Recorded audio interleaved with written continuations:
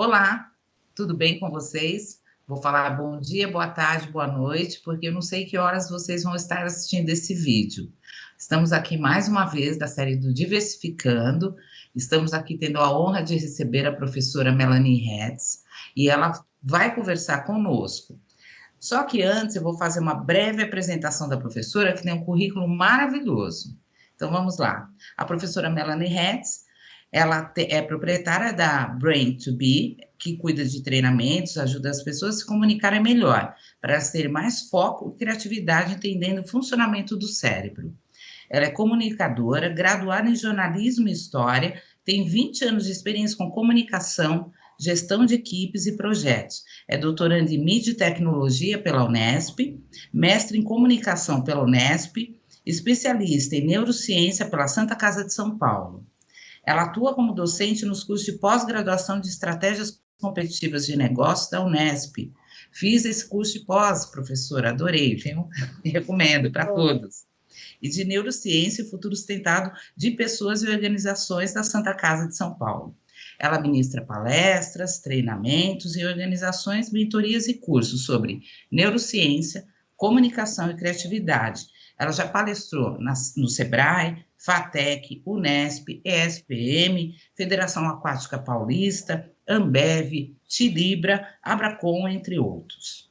Professora, é um prazer tê-la conosco. Antes de iniciarmos, já fiz a apresentação, vamos fazer uma autodescrição para que as pessoas com deficiência visual possam saber o nosso cenário. Vou começar, tudo bem? Bem, eu sou a Rosana, tenho 55 anos,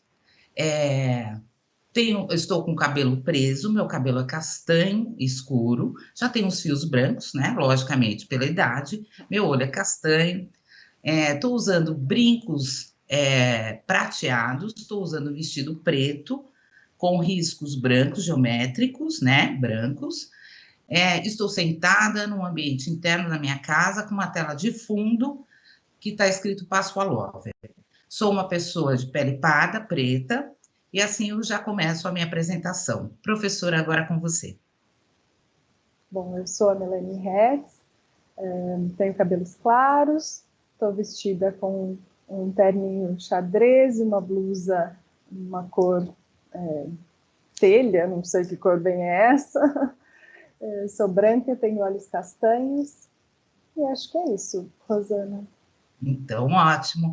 Então, vamos iniciar o nosso tema do Diversificando. Hoje nós vamos falar sobre uma coisa muito importante que permeia principalmente a diversidade e inclusão, são os vieses inconscientes.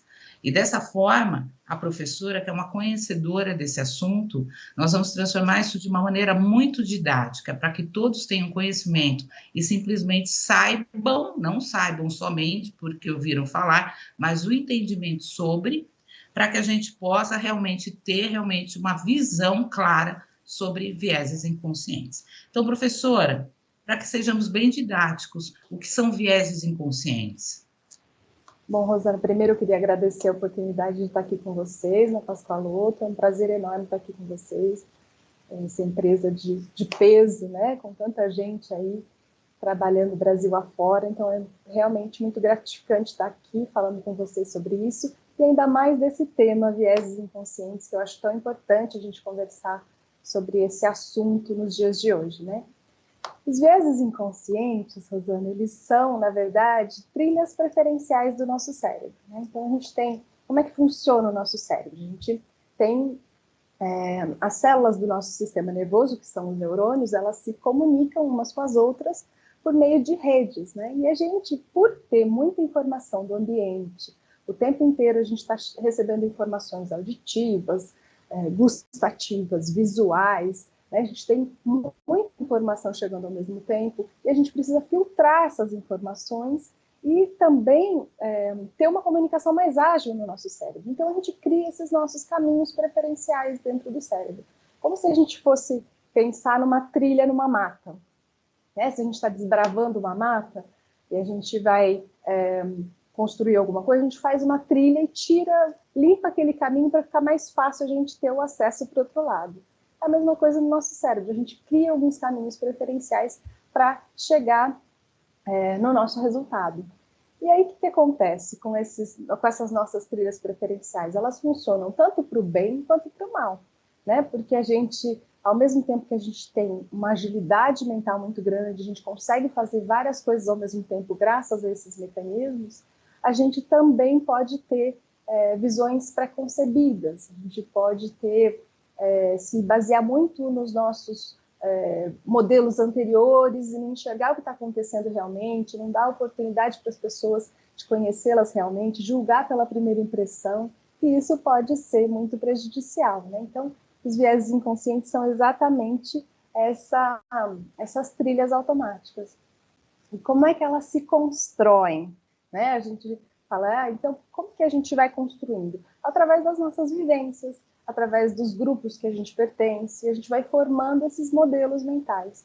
E também dos nossos mecanismos de evolução do cérebro. Né? Então, a gente tem esses mecanismos de adaptação evolutiva, por exemplo, a gente tem medo do escuro, ou a gente tem uma busca por alimentos calóricos, que é automático no nosso cérebro, né? Então, por que a gente sente essa vontade de comer doce, brigadeiro? Tem a ver com essas trilhas preferenciais que nos ajudam no nosso modo de sobrevivência, né? Porque quando a gente tinha menos disponibilidade para alimento, por exemplo, a gente acabava tendo que buscar alimentos mais calóricos. E essa nossa trilha preferencial é uma coisa marcada no nosso cérebro. Né? Então, a gente tem essa importância de pensar nesses vieses para conseguir que a gente tenha um resultado menos preconceituoso, menos preconcebido, né? Se a gente tiver noção de que a gente tem esses vieses, a gente consegue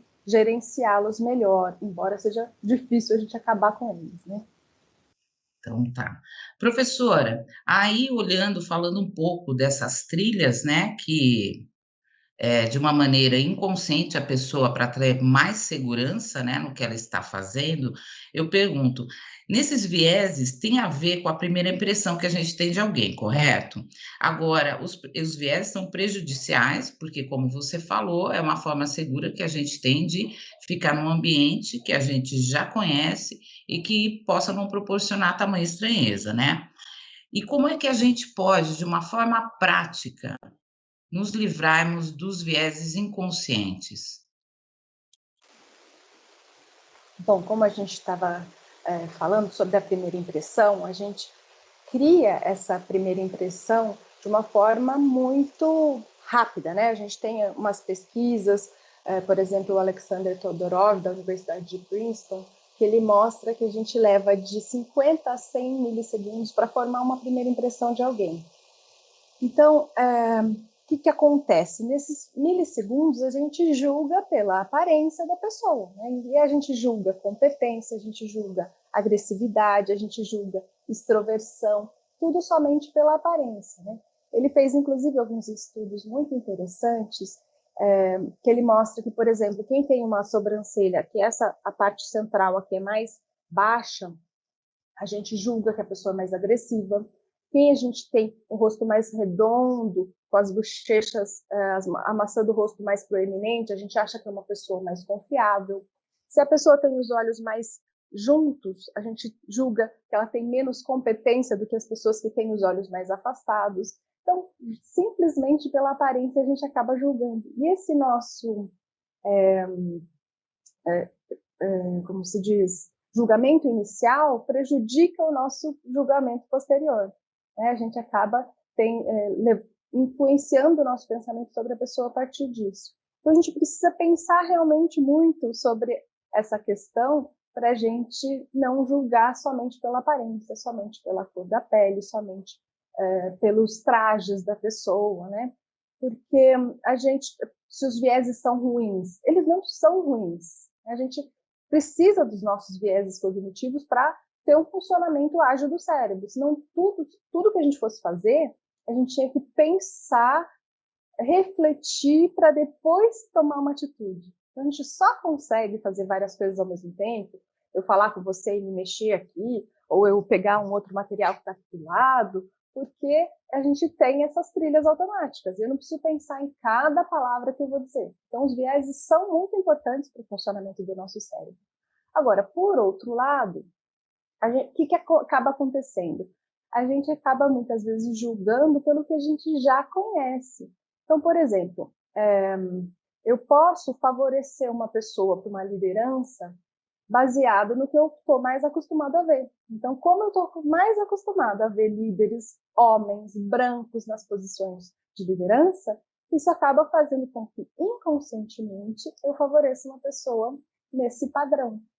Então, isso é muito prejudicial, porque aí eu não estou julgando competência verdadeiramente, eu estou julgando pela minha construção anterior.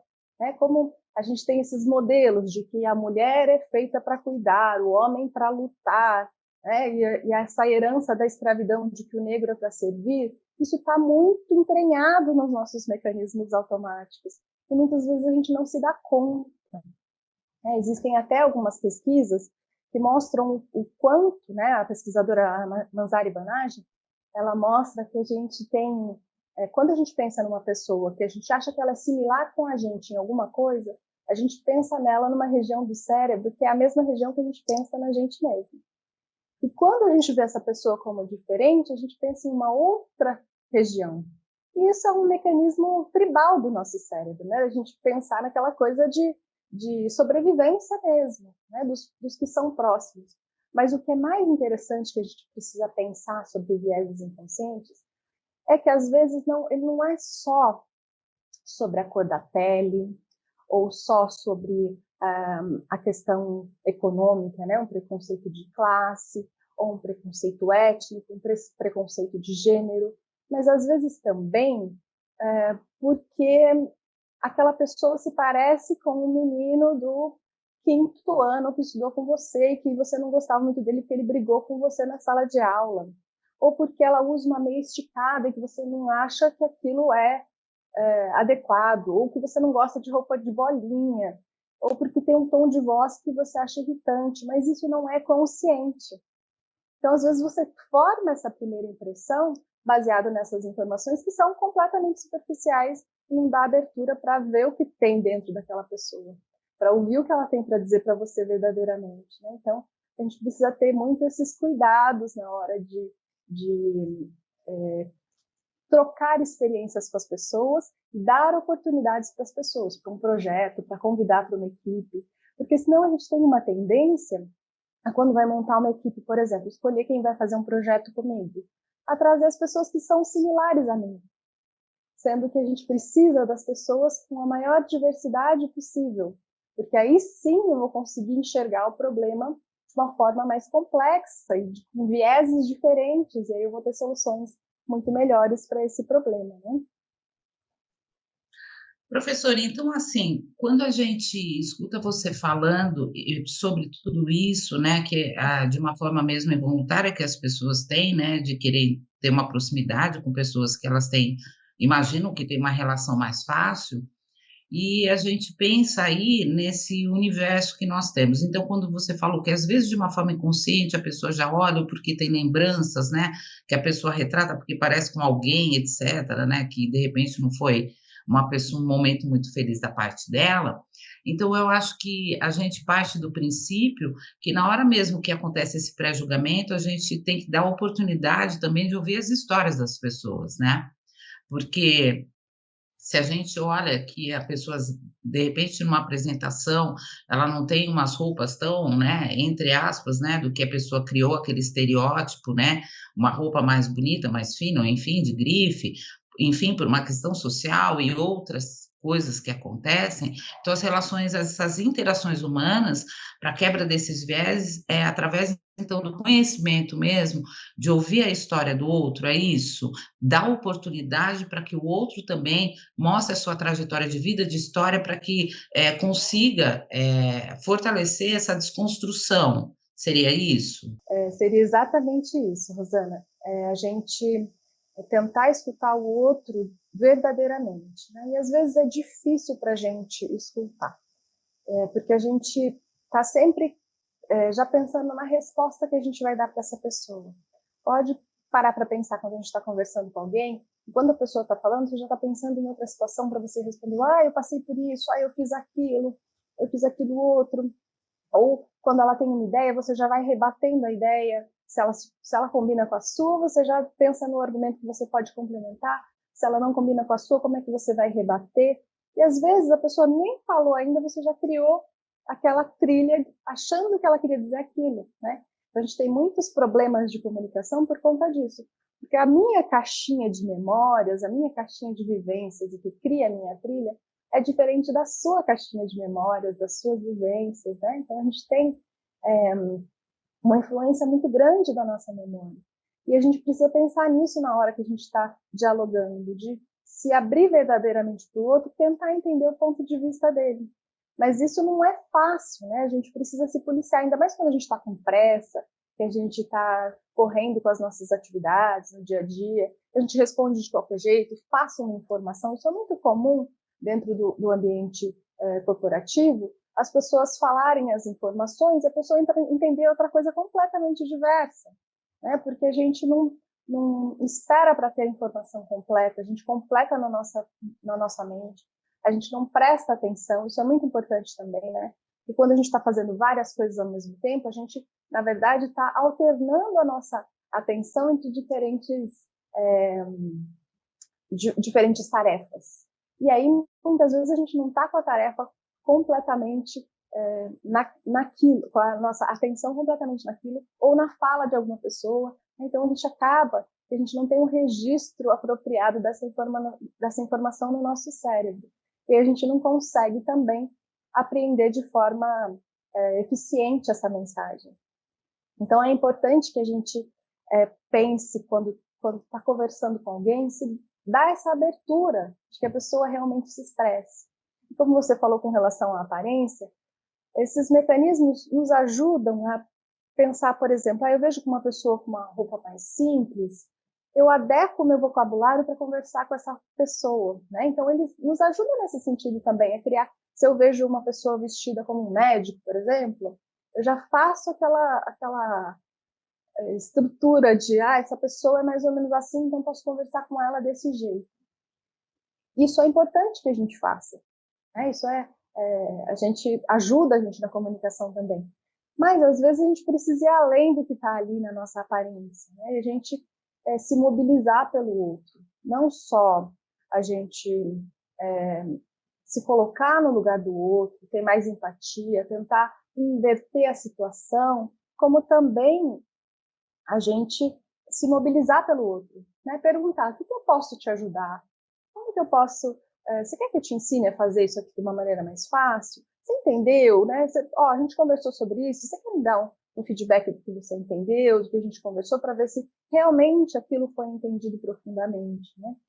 E quando a gente pensa em dar oportunidades para participar de times, para uma conversa, às vezes até pessoas que a gente não tem tanta proximidade, né? E às vezes a gente não fala, não vou com a cara dessa pessoa. Muitas vezes é por conta desses vieses. Então, também dá oportunidades para outras pessoas se expressarem, participarem do seu cotidiano. Isso é muito importante, né? Porque isso enriquece o nosso vocabulário, enriquece as nossas vivências, enriquece os nossos pontos de vista, né? A gente tende a procurar pessoas que são parecidas com a gente, quando o que mais enriquece a gente são pessoas que são diversas da gente, são diferentes, porque a gente pode ampliar realmente o nosso modo de ver o mundo, as possibilidades, as realidades, né? E isso é muito mais rico quando a gente está pensando dentro de uma organização, ou dentro de casa mesmo, com os amigos, né? Todas essas contribuições que as pessoas fazem para ampliar os nossos horizontes, nossa forma de ver o mundo. Professora, eu queria até que, vamos ver se tem uma resposta muito lógica para isso. Quando a gente fala, às vezes, de algumas pessoas, que às vezes elas podem ser irredutíveis, né? E realmente, você pensar, eu penso assim, sempre foi assim, deu certo assim, e é o meu jeito de pensar, e eu não vou entrar agora nesta onda, digamos assim. Hoje, quando a gente vê todo esse movimento, mais justo do que nunca, né? Da diversidade e inclusão, de uma forma com uma voz muito alta, né, muito latente, Será que essas pessoas que às vezes se julgam muito irredutíveis, né, até por terem já todo um crescimento mesmo dentro disso e querendo não ter uma relação de mudança, será que hoje esse movimento, essa ação toda que tomou uma voz muito grande, que realmente já existia, mas eu acho que veio de um senso de união de várias empresas, enfim, de uma forma geral, né, no mundo e com várias catástrofes e tristezas que aconteceram, será que essas pessoas que são tão irredutíveis, esse movimento hoje faz essa pessoa levar uma reflexão? Porque, querendo ou não, se ela não aprende ali pelo bem, ela olha toda uma movimentação e ela vê que ela está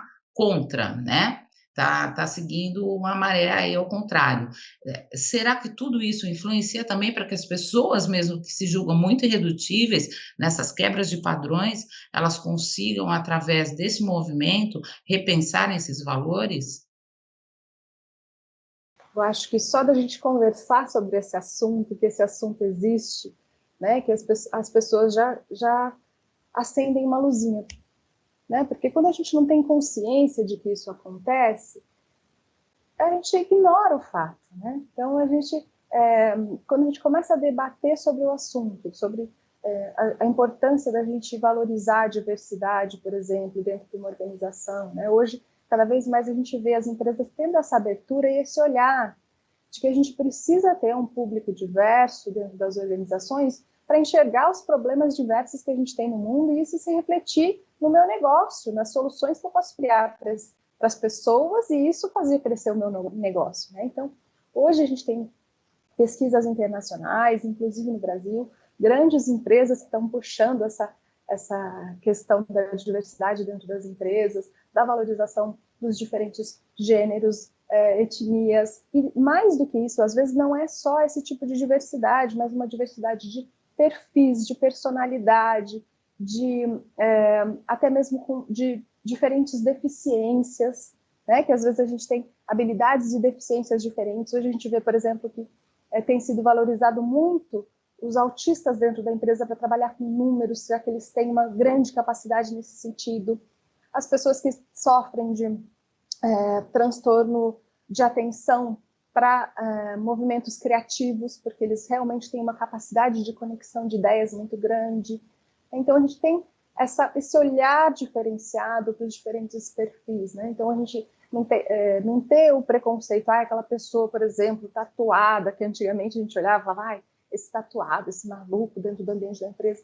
Não, essa pessoa tem uma riqueza ali dentro que pode contribuir muito para a solução de problemas dentro da empresa. Então, esse olhar diferenciado e sendo cada vez mais disseminado entre as empresas, isso ganha uma força e vai sendo disseminado pouco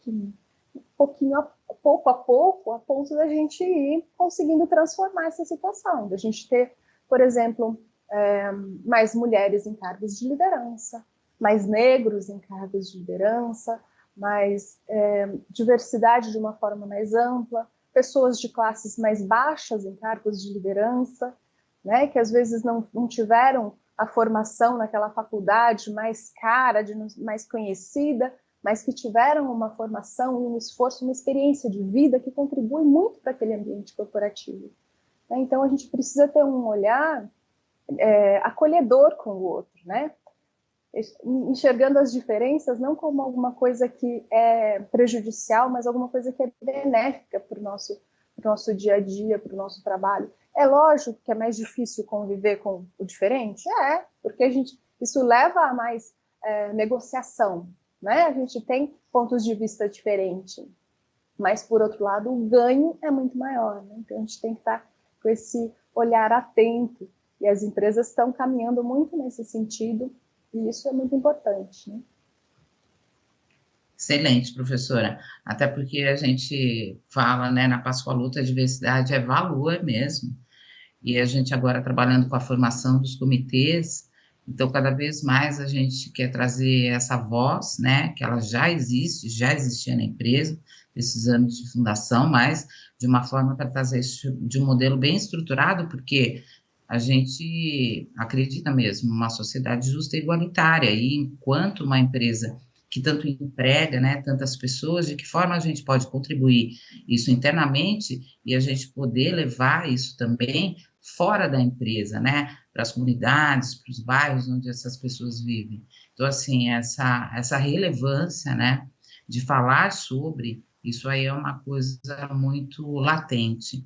Pensando no que você disse, eu queria também te perguntar, muitas pessoas, elas não se consideram, né, se consideram sem preconceito. Essas pessoas sem preconceito, elas também podem ter viés inconscientes, porque às vezes você escuta frases assim, né, eu não tenho preconceito, né, eu não tenho preconceito de nada, eu só não gosto de, aí eu só não gosto de tal pessoa, eu só não gosto de tal coisa, mas eu não tenho preconceito, eu tenho até amigos assim. E aí, como é que a gente explica?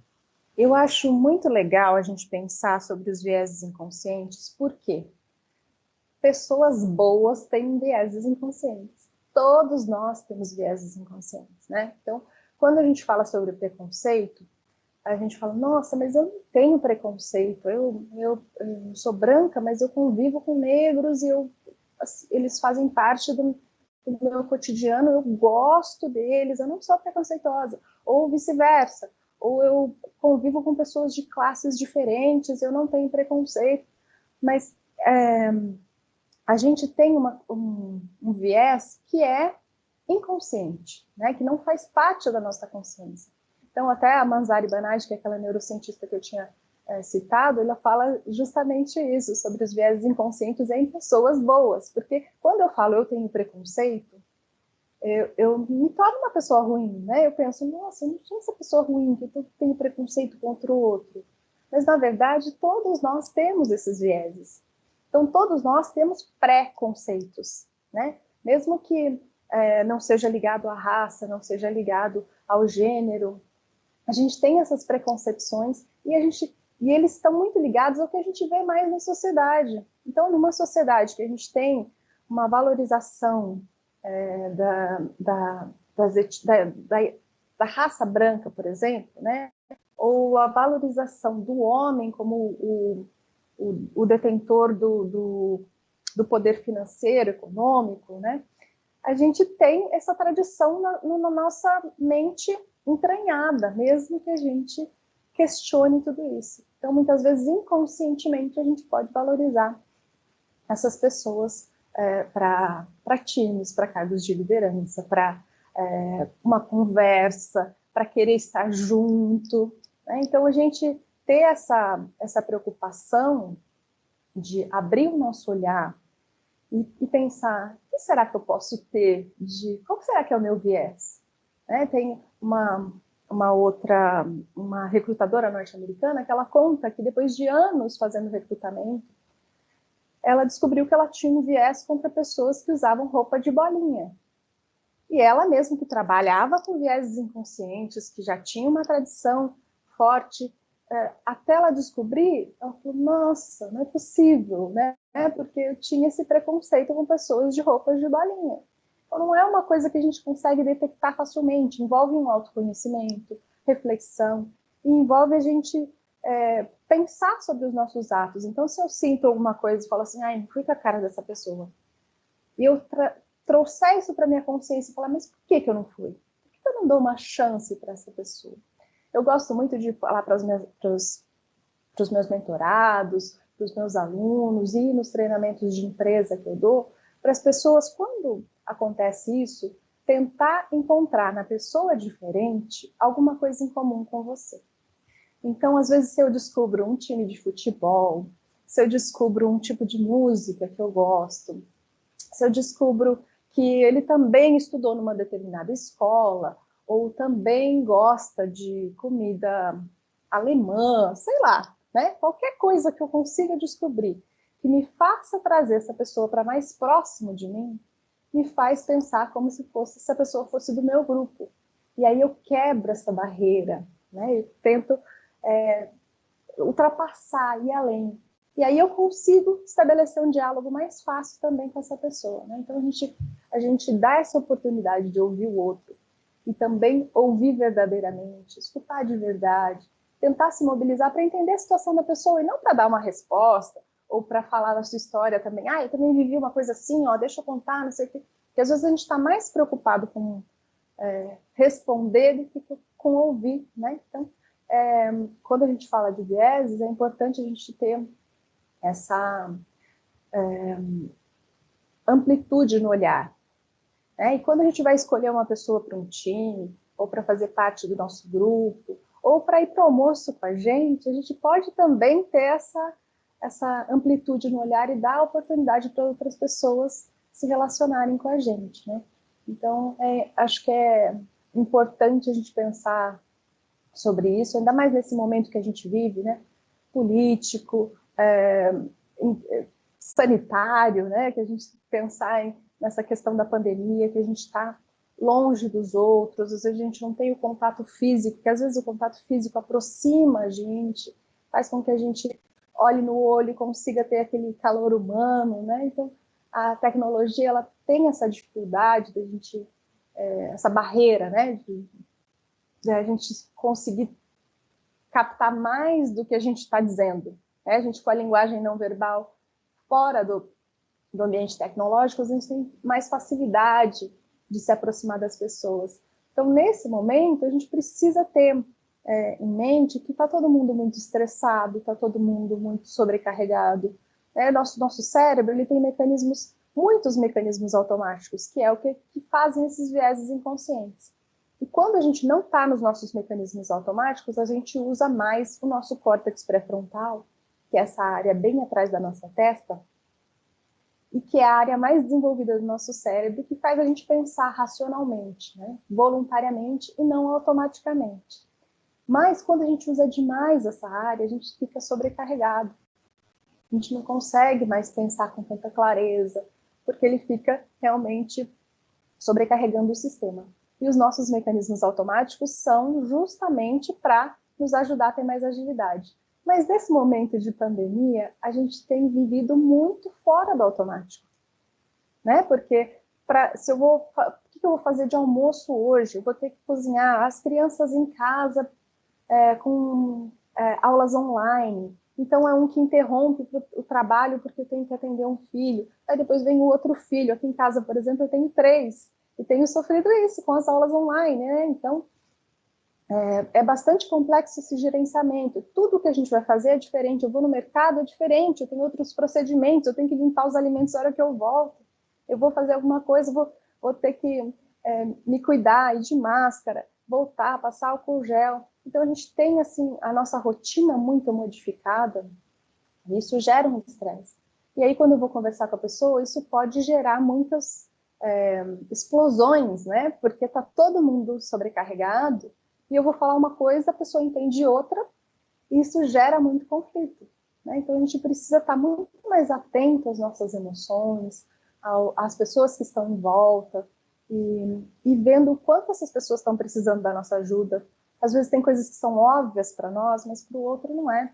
Eu falo que na comunicação não tem óbvio, porque para mim uma coisa é uma coisa que é completamente diferente do que é para outra pessoa, porque está baseado nas minhas vivências anteriores, né? Se eu penso em cada palavra do nosso vocabulário, ela tem carregado nessa palavra as vivências que a gente teve ao longo da vida com relação a ela. E essas vivências são diferentes das outras pessoas. Então, a gente precisa, nesse momento, abaixar um pouco a nossa velocidade, né? Ter esses momentos de lazer também, que é muito importante. A gente fazer uma caminhada, o exercício ajuda muito o nosso cérebro a funcionar melhor. Momentos de relaxamento, né? Não ficar só no telefone. Não, eu estou relaxando, eu pego meu celular e fico lá na rede social. Isso é informação o tempo inteiro. E a gente não tem um momento dessa mente divagando, da gente realmente retomar as forças, né? Então, é importante a gente também ter esses momentos para se estressar menos, conseguir balancear essa questão da pandemia, criar novas rotinas, né? Então, colocar em caixinhas aquilo que a gente pode, né? Algumas rotinas, de já deixar organizado o que eu vou fazer de almoço para a semana, por exemplo, ou como vai ser a rotina dos filhos em casa, como vai ser minha rotina de trabalho, se eu faço exercício ou não, onde que eu vou encaixar o meu exercício do dia, que momentos eu vou deixar para reuniões no trabalho. e o intervalinho entre essas reuniões também, que é importante a gente respirar, tomar uma água, comer alguma coisa, né? Porque aí eu também consigo gerenciar melhor, deixar meu córtex pré-frontal funcionar melhor na hora que eu tiver que fazer um julgamento a respeito do que alguém está me falando, a respeito do que vem do outro lado, e aí eu consigo dar mais abertura, né? E não ficar só nesse automático. Professora, então a gente pode entender que os viés eles não são apenas de raça, de etnia e de gênero, né? E você acredita também, como você acabou de falar, né, com a pandemia, né, eu acho que tudo ficou muito latente quando a gente fala mesmo da situação, né, do outro, né, da situação econômica do país, enfim. Será que esse momento, logicamente que a gente não vai dizer que ele pode transformar todas as pessoas, mas talvez, né, porque querendo ou não, a gente está mais de um ano nisso, né? E a gente está vendo hoje um cenário completamente diferente, né? Onde nem todas as pessoas elas conseguem fazer todas as medidas, né, de isolamento, enfim, por uma questão mesmo de estrutura familiar e econômica. Será que diante de tanto sofrimento tão claro, né, e evidente que está acontecendo no mundo inteiro, as pessoas, através disso, será que elas se sensibilizam mais também para pensar nessa parte do viés inconsciente na hora de dar oportunidades e escutar mais a história do outro? Minha Eu pergunta é espero essa. que sim, Rosana. Eu espero que seja, porque realmente a pandemia foi muito impactante, né, de uma forma mundial em termos de comportamento, de relações, né? Em um momento em que a gente se viu muito voltado para a gente mesmo, né? De desenvolver o nosso interior e pensar em possibilidades, em refletir mesmo sobre a vida, né? Porque tem tanta gente morrendo. E aí você fala, realmente, o que eu estou fazendo com a minha vida hoje é o que eu quero fazer, né? Então eu acho que chega nesse nível a pandemia. E quando a gente chega nesses níveis, a gente também começa a pensar mais do que na gente, mas no reflexo que tem no outro, como que a gente pode ajudar o outro. Eu vejo muita gente se mobilizando para ajudar as pessoas hoje, né? Em grupos de WhatsApp, em grupos de bairros, para ajudar as pessoas em volta. Então, eu espero que isso seja, sim, uma abertura para o novo, para o diferente, para a gente ter um olhar para as pessoas mais cuidadoso, mais afetuoso, e a gente aprender com as diferenças, né? Mas não é uma coisa fácil, né, Rosana? A gente tem ainda muitas barreiras para serem superadas, eu acho que a reflexão que eu gostaria de deixar mais forte é essa de que todos nós temos vieses e a gente precisa descobrir os nossos para conseguir dar abertura para as outras pessoas que são diferentes de nós, dar oportunidades para as pessoas diferentes, né? E também com isso ter um reflexo na gente, né? Eu acho que o ganho quando a gente enxerga o outro é muito grande, né? É como as pessoas falam quando vão morar em outro país, que depois elas nunca mais voltam a ser a mesma pessoa, porque elas têm uma imersão muito forte em termos culturais, em termos de abrir a sua visão de mundo mesmo, porque a gente está acostumado com alguns padrões, inclusive linguísticos, né? A nossa língua, ela molda o nosso olhar sobre o mundo. E às vezes a empresa que a gente está também molda o nosso olhar, o grupo familiar molda o nosso olhar.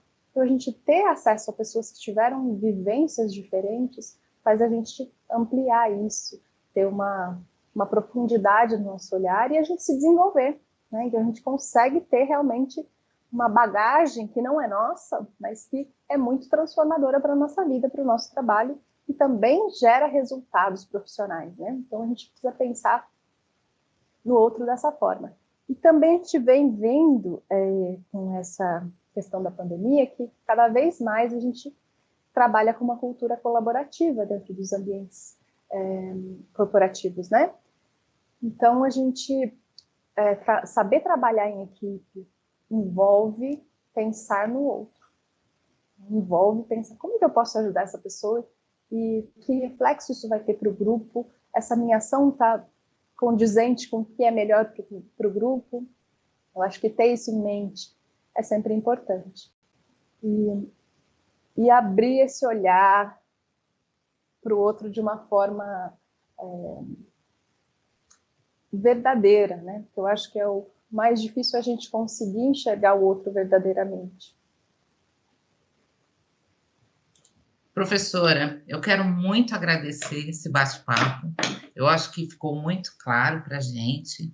E eu acho que o importante, como você falou, as pessoas olharem, porque pessoas boas também têm vieses inconscientes, né? Então precisa de muito autoconhecimento. Aquela hora quando você se depara, como você falou, né, da pessoa que sempre se julgou, e uma pessoa boa, e tinha um viés consciente de pessoa com vestido de bolinha, e que às vezes só esse pré-julgamento, né, do outro lado, para quando a pessoa está sendo analisada, ela pode ser prejudicada se a pessoa não percebe, né, que ela tem esse viés. Então, eu quero agradecer demais os seus esclarecimentos, foi super didático. Eu espero mais vezes tê-lo aqui conosco. Quero te agradecer muito, porque eu sei da sua agenda, tá? Então, a Pascoaloto agradece aqui demais esse momento. Quero deixar meus agradecimentos aqui, à equipe aí da Unesp, a você, a Célia, mande um grande abraço para ela, tá bom? Então, professora, meu muito obrigada. Se quiser fazer mais alguma consideração final, fique à vontade. Rosana, eu que agradeço imensamente o convite, agradeço a você, a Pérola, a todo mundo aí da Pascoaloto pela oportunidade. Foi um prazer estar aqui com vocês. Se tiverem mais alguma dúvida, quiserem me enviar, podem me mandar ou pelo Insta, que é @brain2b.br. Brain2b é o brain, 2b, né, .br. Ou então pode ser pelo Facebook também, Brain2b, ou no meu LinkedIn, Melanie Hertz. Fiquem super à vontade se tiverem alguma dúvida, se quiserem trocar ideias sobre o assunto. E agradeço imensamente a oportunidade de estar aqui com vocês. E espero que eu tenha colocado uma fagulhinha aí dentro da cabeça de vocês para que vocês pensem sobre o assunto e deem uma oportunidade para quem está do lado, né? Então, eu queria deixar esse desafio para vocês, para cada um de vocês aí, de pensar numa pessoa que você não vai muito com a cara, que você não se dá tão bem, ou que você tem alguma ressalva contra ela, e escolher nessa pessoa, e dar para essa pessoa uma oportunidade de conhecer essa pessoa melhor e de enxergá-la de uma forma diferente. Procurar alguma coisa em comum com ela e deixar, ouvir essa pessoa de verdade, deixá-la tocar o seu coração de uma forma diferente. Essa é a minha mensagem de hoje. Eu agradeço imensamente, Rosana, a oportunidade e estou à disposição se precisarem de mais alguma coisa. Muito obrigada, professora. E aqui eu me despeço de todos aí que estão aqui conosco. Então, eu desejo para você, se estiver vendo logo no início da manhã, um excelente dia. Se estiver vendo à tarde, uma excelente tarde. Se estiver assistindo esse webinar à noite, desejo uma noite bem tranquila, sossegada, para que a gente possa realmente revigorar as nossas energias para mais um dia. Para todo mundo que está assistindo, muita saúde, cuidado e vamos em frente, tá bom?